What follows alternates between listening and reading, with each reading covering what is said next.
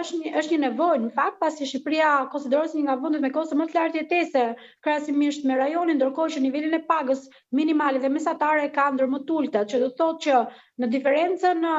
të ardhurë dhe shpenzime, qytetarët shqiptarë jetojnë, le të themi, nën kufirin e varfërisë, sidomos të referohem dhe shtresës së mesme. Pasi, siç e dimë dhe nga ndërkombëtarët, Shqipëria është konsideruar një vend i shtretë, jo vetëm për të jetuar, por nga ana tjetër edhe për të strehuar, që do të thotë niveli i le të themi çmimi i qerave dhe jo vetëm, por dhe i apartamenteve në vendin tonë është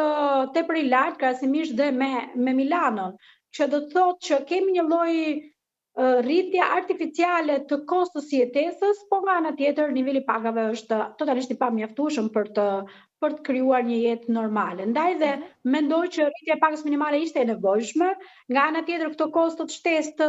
kontributeve që vetë qeveria për disa muaj do t'i kompensoj apo subvencionoj, është një lajm i mirë deri diku, edhe pse nuk është ndonjë kosto e madhe për biznesin, se kemi pasur një performancë të mirë të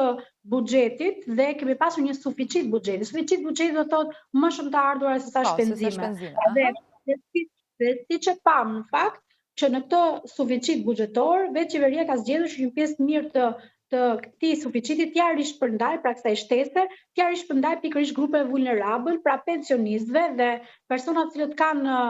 mendim sociale në bonusin e fundvitit, siç jemi njohur pra me dy kategori.